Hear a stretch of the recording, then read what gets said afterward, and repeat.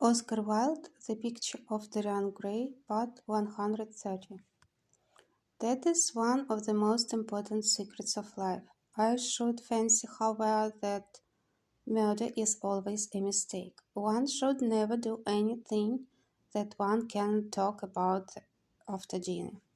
But let us pass from poor Basil. I wish I could believe that he had come to such a really romantic end as you suggest, but I can't. I dare say he fell into the scene of an omnibus and that the conductor hushed up the scandal. Yes, I should fancy that was his end. I see him lying now on his back under those dull green waters with the heavy bar- barges floating over him and long weeds catching in his hair.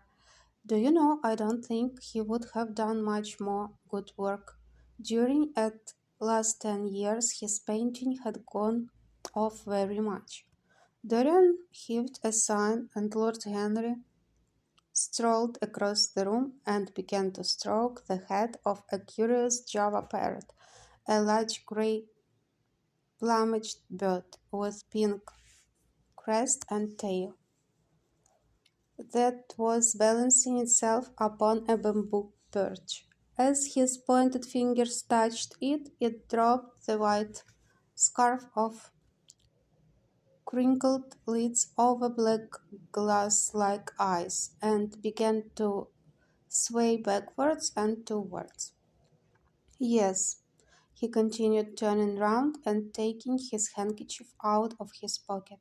His painting had quite gone off. It seemed to me to have lost something. It had lost an idea. When you and he ceased to be great friends, he ceased to be a great artist. What was it separated you? I suppose he bored you.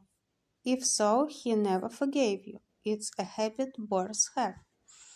By the way, what has become of that wonderful portrait he did of you? I don't think I have ever seen it since he finished it.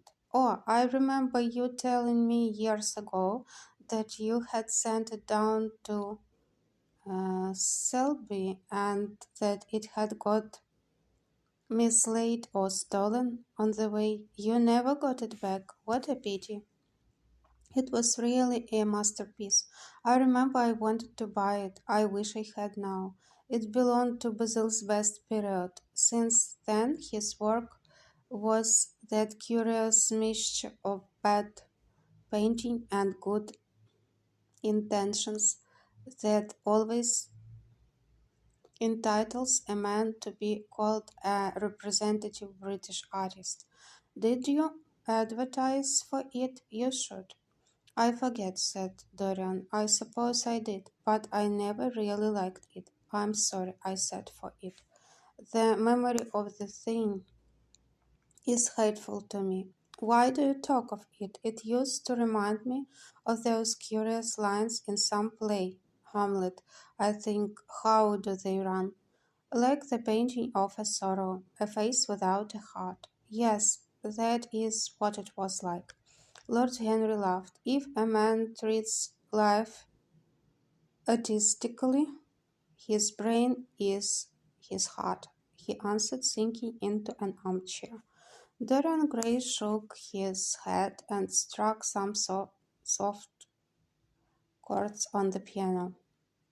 Like the painting of a sorrow, he repeated, a face without a heart.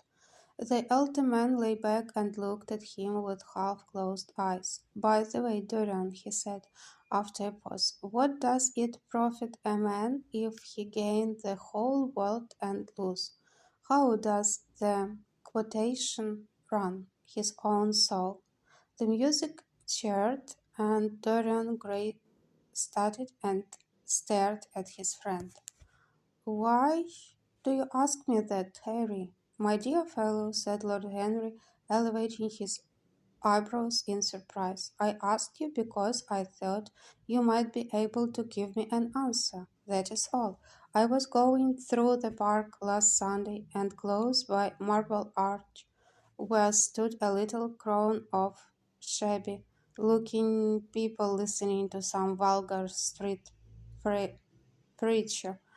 As I passed by, I heard the man yelling out that question to his audience.